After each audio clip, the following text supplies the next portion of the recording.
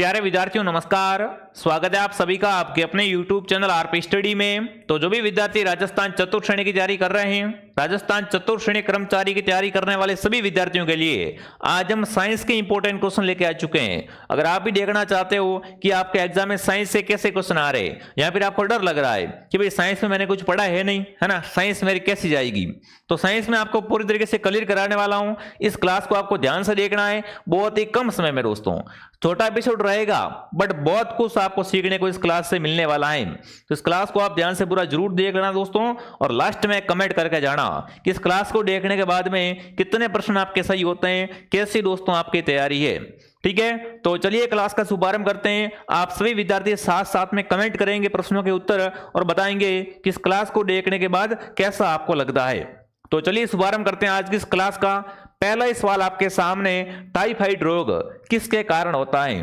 रोगों से प्रश्न पूछा है दोस्तों, रोग अपना टॉपिक है, उससे पूछा है टाइफाइड रोग किस कारण होता है। तो टाइफाइड रोग दोस्तों होता है वायरस से, बैक्टीरिया से, फंगस से या परजीवी से। तो यहां पर सबका उत्तर क्या आ रहा है दोस्तों, बैक्टीरिया उत्तर आ रहा है कि टाइफाइड रोग किससे होता है दोस्तों, बैक्टीरिया से होता है। तो यहां पर ऑप्शन रहेगा बी। चलिए आगे बढ़ते हैं। दूसरा सवाल, दूसरा पूछा है खसरा रोग किसके कारण होता है। अगर खसरा रोग की दोस्तों बात करें तो ये किसके कारण होता है। ठीक है, तो खसरा रोग दोस्तों होता है, ये अपने होता है बिल्कुल वायरस से। किससे होता है दोस्तों, वायरस जनित रोग है खसरा रोग। अगला सवाल, कैंसर रोग मुख्यतः क्या होता है। कैंसर दोस्तों होता है ना, ये क्या होता है दोस्तों, इससे क्या होता है दोस्तों, अनियंत्रित कोशिका में वृद्धि होती है। क्या होता है दोस्तों, कैंसर से अनियंत्रित कोशिकाओं में वृद्धि होती है, तब अपन कहते हैं कि इसको तो क्या हो गया, कैंसर हो गया।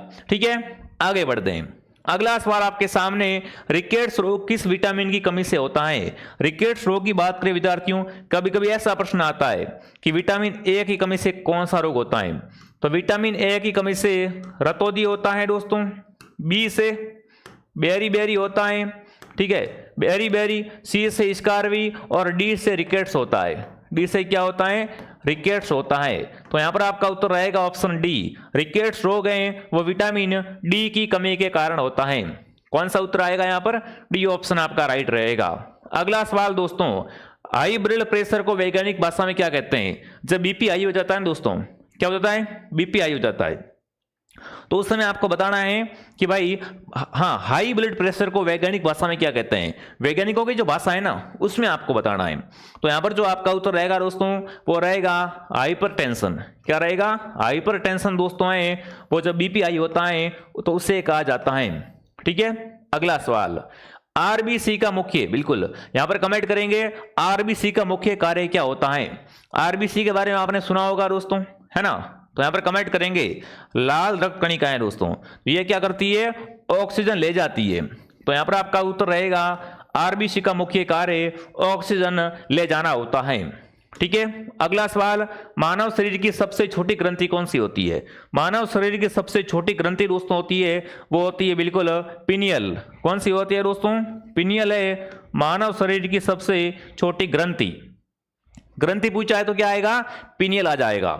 अगला सवाल पूछा है, पाचन क्रिया में अम्ल स्त्राव कौन करता है। जब पाचन क्रिया होती है दोस्तों, उसमें अम्ल का स्त्राव कौन करता है। फटाफट कमेंट करेंगे। अगर आपको ये क्लास दोस्तों पसंद आ रही है तो क्लास को लाइक एंड सब्सक्राइब करें और इस क्लास को अपने दोस्तों के साथ में शेयर भी करें। ठीक है, तो यहां पर जो आपका उत्तर रहेगा आमाशय। आमाशय क्या करता है दोस्तों, पाचन क्रिया में अम्ल का स्त्राव करता है।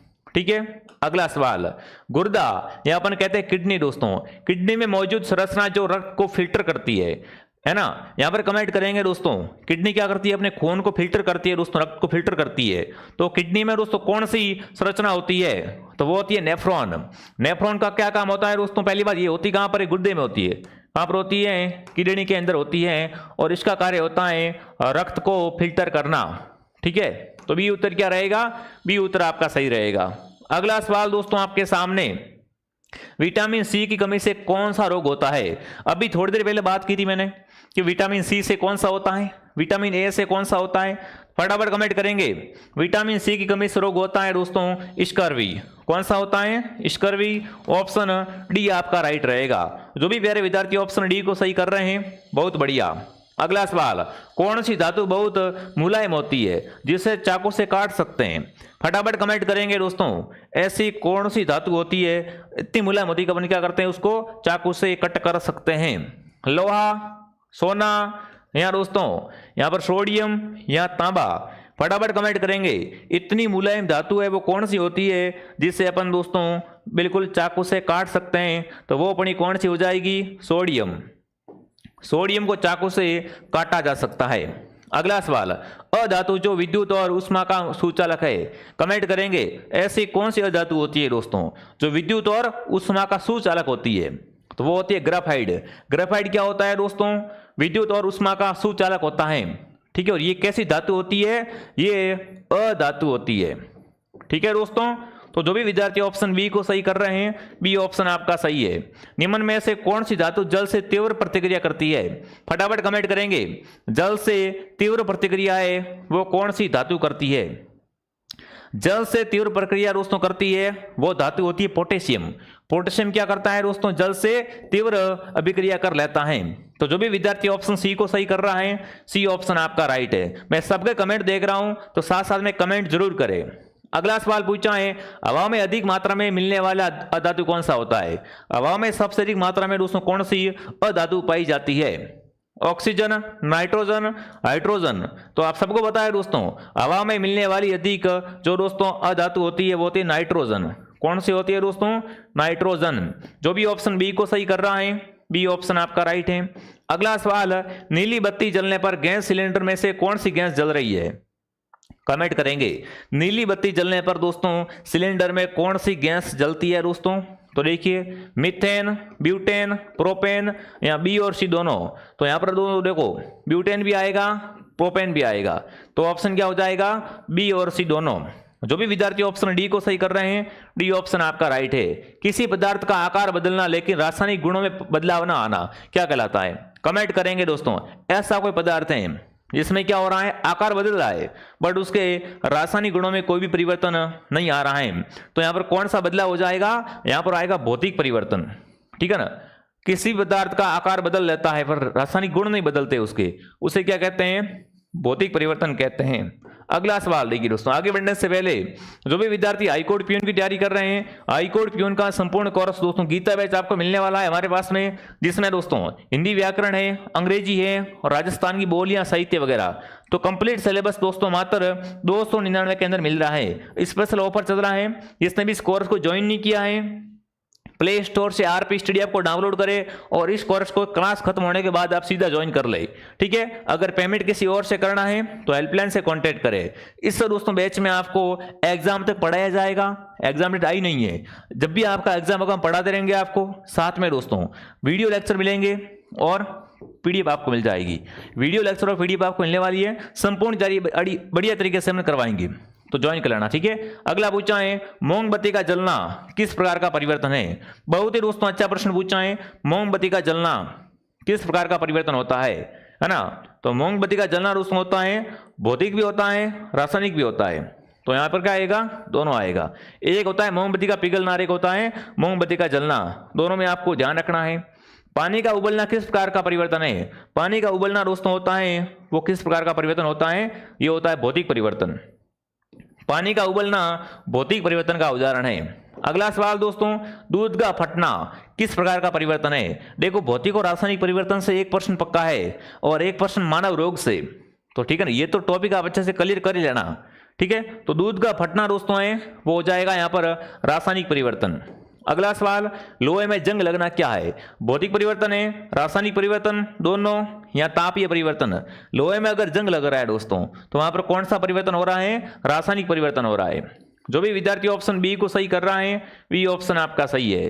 प्रकाश परावर्तन में कौन सी किरण सतह से वापस आती है? जब प्रकाश परावर्तन होता है दोस्तों उसमें सतह से वापस कौन सी किरण आती है? वो आती है आपतन किरण। आपतन किरण दोस्तों कहां से वापस आती है? सतह से टकराकर वापस आती है। ठीक है, सी ऑप्शन आपका राइट है। अगला है, परावर्तन का नियम किस पर लागू होता है? दर्पण पे होता है, लेंस पर, दोनों पर, किसी पर नहीं? बताओ। परावर्तन का नियम है वो दोस्तों क्या होता है? दोनों पे लागू होता है। दर्पण पे भी होता है, लेंस पे भी होता है। तो यहां पर आएगा ऑप्शन सी। अगला सवाल, समतल दर्पण में प्रतिबिंब। कैसा दर्पण दोस्तों अपने पास में समतल दर्पण है, तो इसमें जो प्रतिबिंब बनेगा उल्टा और वास्तविक, सीधा और आभासी, बड़ा हुआ, छोटा और उल्टा। बताओ, समतल दर्पण से बना प्रतिबिंब दोस्तों हमेशा क्या होता है, सीधा और आभासी बनता है, सीधा और आभासी। कैसा दर्पण हो, समतल दर्पण हो। ठीक है। अगला, जब प्रकाश एक माध्यम से दूसरे माध्यम में प्रवेश करता है तो क्या होता है। प्रकाश क्या करता है दोस्तों, एक माध्यम से दूसरे माध्यम में प्रवेश करता है तो क्या होता है, अपवर्तन होता है। क्या होता है गाइज, अपवर्तन होता है। तो जो भी विद्यार्थी ऑप्शन बी को सही कर रहा है, बी ऑप्शन आपका राइट है। अगला सवाल, प्रकाश का परावर्तन किस सतह से सबसे बेहतर होता है। प्रकाश का परावर्तन जो होता है वो सबसे बेहतर दोस्तों किस सतह से होता है। तो बिल्कुल ये तो भाई कॉमन सेंस वाली बात है। चिकनी सतह से क्या होगा दोस्तों, जो चिकनी सतह होगी ना वहां से प्रकाश का परावर्तन है वो सबसे अच्छे तरीके से होगा। ठीक है, आगे बढ़ते हैं। आंख का कौन सा भाग प्रकाश को अंदर प्रवेश करने देता है ना। आंख के अंदर प्रवेश दोस्तों होता है, वो आपको बताना है कि आंख का कौन सा भाग प्रकाश को अंदर प्रवेश करने देता है। आंख के बारे में थोड़ी जानकारी ले लेना आप। कॉर्निया, रेटिना, लेंस या पुतली। तो आंख का जो दोस्तों भाग होता है वो अपना हो जाएगा कॉर्निया। कॉर्निया क्या करता है दोस्तों, प्रकाश को अंदर लेने में बिल्कुल सहायता करता है। अगला सवाल पूछा है, पाचन क्रिया में सबसे पहले कहां शुरू होती है। पाचन क्रिया होती है ना, ये सबसे पहले स्टार्ट कहां से होती है, फटाफट कमेंट करेंगे। पेट, छोटी आंत, मुंह, यकृत। तो पाचन क्रिया दोस्तों है वो अपने मुंह से ही क्या हो जाती है दोस्तों, मुंह में जाते ही पाचन क्रिया है वो अपनी स्टार्ट हो जाती है। ठीक है, तो यहां पर जो आपका उत्तर रहेगा वो क्या रहेगा दोस्तों, मुंह हो जाएगा, कि मुंह में जाते ही पाचन क्रिया क्या हो जाती है, स्टार्ट हो जाती है। चलिए आगे बढ़ते हैं दोस्तों। अगला सवाल आपके सामने क्या पूछा है, रक्त शुद्धिकरण किस अंग का कार्य है। रक्त का शुद्धिकरण करना दोस्तों किस अंग का कार्य होता है, फटाफट कमेंट करेंगे। थोड़ी देर पहले बताया था मैंने आपको, थोड़ी देर पहले बताया था दोस्तों, जो अपना ब्लड होता है ना उसका शुद्धिकरण, उसको फिल्टर कौन करता है, तो किडनी करती है। किडनी क्या करती है दोस्तों, अपने खून को फिल्टर करती है। ठीक है, आगे बढ़ते हैं। त्वचा के बीच कौन सा है ना, त्वचा के नीचे कौन सा वसा स्तर होता है, फटाफट कमेंट करेंगे। अपनी त्वचा होती है दोस्तों, इस त्वचा के नीचे कौन सा वसा स्तर होता है, तो वो होता है दोस्तों हाइपोडर्मिस। कौन सा होता है, हाइपोडर्मिस। अगला सवाल, शरीर की ऊर्जा का मुख्य स्रोत कौन सा पोषक तत्व है, कमेंट करेंगे दोस्तों। शरीर की ऊर्जा का प्रमुख जो पोषक तत्व होता है वो कौन सा होता है, वो होता है कार्बोहाइड्रेट। कार्बोहाइड्रेट क्या करता है दोस्तों, बॉडी को अपने ऊर्जावान रखता है। तो ऑप्शन आएगा सी उत्तर। अगला सवाल, कौन सा तत्व अधातु होने के बावजूद बिजली का सुचालक है। एक तो अधातु है दोस्तों, बट वो क्या है, वो दोस्तों बिजली का सुचालक होता है। ये भी मैंने थोड़ी देर पहले बताया था दोस्तों। ग्रेफाइट जो होता है क्या होता है, अधातु होती है, बट ये क्या होता है, बिजली का सुचालक होता है। तो यहां पर सी ऑप्शन आपका राइट है। अगला दोस्तों, पित्तल किसकी मिश्र धातु है। अगर पित्तल की बात करें दोस्तों, पित्तल किससे बनता है वो आपको बताना है। पित्तल है वो किसकी मिश्र धातु है, तो यहां पर तांबा और जस्ता दोस्तों, तांबा और जस्ता क्या करते हैं दोस्तों, पित्तल का निर्माण करते हैं। अगला सवाल आपके सामने है, आयोडीन किसका उदाहरण है, अधातु का, धातु का, उपधातु का, मिश्र धातु का। आयोडीन है वो आपको बताना है किसका उदाहरण है। प्यारे साथियों, सभी विद्यार्थी एक साथ में कमेंट करके बता देंगे, देखते हैं आप सबका उत्तर क्या आता है ना। आयोडीन किसका उदाहरण है ये आपको बताना है। जिसने भी क्लास को लाइक नहीं किया है दोस्तों, क्लास को लाइक एंड सब्सक्राइब जरूर करें, ताकि आपको ऐसी ऐसी क्लासें वो और भी मिलती रहे। ठीक है, हाँ जी। तो यहां पर जो दोस्तों आपका उत्तर आएगा अधातु। आयोडीन क्या होता है, अधातु का उदाहरण होता है। अगला सवाल, ध्वनि की गति किसमें सबसे तेज होती है। ध्वनि की गति होती है दोस्तों वो सबसे तेज होती है, वो किसमें होती है, ठोस, द्रव, गैस, निर्वात। तो ठोस में क्या होती है दोस्तों, ध्वनि की गति है वो सबसे तेज होती है। अगला सवाल, वायु में ध्वनि का संचार किसके बिना संभव नहीं है, कमेंट करेंगे। अगर दोस्तों वायु में क्या नहीं होगा, माध्यम नहीं होगा, तो ध्वनि का संचार दोस्तों है वो संभव नहीं है। तो ऑप्शन रहेगा सी उत्तर। सूर्य से पृथ्वी तक प्रकाश आने में लगभग कितना समय लगता है ना। सूर्य से दोस्तों जो रोशनी होती है वो अपने धरती पे आती है, तो उसको कितना समय लगता है दोस्तों, तो इसको 8 मिनट और 20 सेकंड लगते हैं। ठीक है ना, सूर्य के प्रकाश को धरती पर आने में 8 मिनट 20 सेकंड का समय लगता है। मनुष्य की सामान्य शरीर का तापमान कितना होता है, फटाफट कमेंट करेंगे दोस्तों, है ना। यहाँ पर आपको फ़ारेनहाइट में बताना है कि मानव शरीर का सामान्य तापमान कितना होता है दोस्तों। तो यहाँ पर जो आपका उत्तर रहेगा बिल्कुल, अगर सामान्य दोस्तों मनुष्य है ना तो 98.6, ठीक है ना, फ़ारेनहाइट क्या होता है दोस्तों, मनुष्य का तापमान रहता है। अगला सवाल, रक्त में प्लेटलेट्स किस में सहायता करते हैं? प्लेटलेट्स कहते हैं प्लेटलेट्स कम पड़ गए, प्लेटलेट्स बढ़ गए, तो प्लेटलेट्स दोस्तों है वो क्या करते हैं? रक्त में दोस्तों प्लेटलेट्स क्या करते हैं? तो ये दोस्तों थक्का बनाते हैं। क्या करते हैं? रक्त का थक्का बनाते हैं। सी उत्तर आपका राइट है। देखिए दोस्तों, आगे बढ़ने से पहले जो भी विद्यार्थी राजस्थान सीईटी एग्जाम की तैयारी कर रहे हैं, सीईटी एग्जाम 2026 का संपूर्ण कोर्स आपको हमारे पास मिल जाएगा। इसमें संपूर्ण सिलेबस आपको कवर करवाया जाएगा, विशेष मार्गदर्शन के साथ में दोस्तों 100% पेपर में फंसने वाले क्वेश्चन करवाए जाएंगे। तो प्ले स्टोर से आरपी स्टडी ऐप को डाउनलोड करें विद्यार्थियों। अभी इस कोर्स की प्राइस कम कर रखी है, मात्र 599 के अंदर कंप्लीट कोर्स मिल जाएगा। सीईटी का सिलेबस बहुत बड़ा है, खुद से पढ़ नहीं पाओगे तो बढ़िया तरीके से हम कवर करवा देंगे, आप ज्वाइन कर लो इसको, ठीक है। अगर पेमेंट किसी और से करना है तो हेल्पलाइन से कांटेक्ट करो। सारे कोर्स हमारे हैं वो आरपी स्टडी ऐप के अंदर मिलते हैं, तो आप ज्वाइन कर सकते हो। कौन सी ग्रंथि मास्टर ग्रंथि कहलाती है? कमेंट करेंगे दोस्तों, मास्टर ग्रंथि के नाम से कौन सी ग्रंथि जानी जाती है? बताएंगे यहां पर मास्टर ग्रंथि कौन सी है दोस्तों। चलिए, तो बिल्कुल मानव शरीर की जो मास्टर ग्रंथि दोस्तों होती है पीयूष ग्रंथि क्या कहलाती है? पीयूष ग्रंथि को मास्टर ग्रंथि कहते हैं। पाचन क्रिया में एंजाइम जैसे अपन ट्रिप्सिसन की क्रियाशील होता है ना, ये ट्रिप्सिसन होता है वो कहां पर क्रियाशील होता है दोस्तों?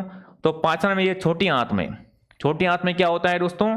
ट्रिप्सिसन ये वो क्रियाशील होता है। अगला सवाल, मस्तिष्क की रक्षा कौन करता है? मस्तिष्क की रक्षा है वो कौन करता है दोस्तों? पसलियां, रीढ़ की हड्डी, खोपड़ी, त्वचा। तो सिंपल सी बात है दोस्तों, हमारे मस्तिष्क की रक्षा है वो खोपड़ी करती है। कौन करती है? खोपड़ी। देखिए, हीमोग्लोबिन की कमी से कौन सी बीमारी होती है? अगर किसी व्यक्ति में हीमोग्लोबिन की कमी है दोस्तों तो उसको कौन सी बीमारी होने की संभावना बनती है? तो उसको दोस्तों होता है एनीमिया। क्या होता है? रक्तलापता या एनीमिया कहते हैं, जो कि किससे होता है दोस्तों? हीमोग्लोबिन की कमी से होता है। अगला सवाल, शरीर का तापमान नियंत्रित करने वाला अंग कौन सा है? शरीर का तापमान मेंटेन कौन करता है? शरीर का तापमान नियंत्रित करने वाला अंग होता है दोस्तों, वो होता है मस्तिष्क। कौन सा होता है? अगर मस्तिष्क ठंडा है ना तो शरीर भी उस हिसाब से रहेगा, इसलिए मस्तिष्क को ज्यादा गर्म नहीं करना है, ठीक है। अगला सवाल, कौन सी ग्रंथि एड्रिनल हार्मोन स्रावित करती है? एड्रिनलिन हार्मोन दोस्तों है ये करती है एड्रिनल ग्रंथि, ठीक है, नाम से स्पष्ट है। निम्न में से कौन सी धातु ठोस अवस्था में होती है ना? ठोस अवस्था में जो धातु होती है दोस्तों, धातु वो कौन सी होती है? कौन सी धातु दोस्तों ठोस अवस्था में पाई जाती है? तो वो दोस्तों अपना होता है आयोडीन। आयोडीन उत्तर आपका राइट है। अगला, बिजली के तार बनाने के लिए किस धातु का प्रयोग करते हैं? बिजली का तार बनता है दोस्तों वो किससे बनता है? वो बनता है तांबे से। अधिक दोस्तों जो अच्छा तार बनता है ना वो तांबे से बनाया जाता है, कॉपर से बनता है, ठीक है। हवा में जंग लगना, बिल्कुल हवा में जंग लगना किस प्रकार का परिवर्तन है? बिल्कुल हवा नहीं, जल है भाई। हवा में जंग कैसे लगेगा? बिल्कुल थोड़ा सा यहाँ पर क्या करना है, हवा में जंग लगना हो सकता है, बिल्कुल ये भी है ना।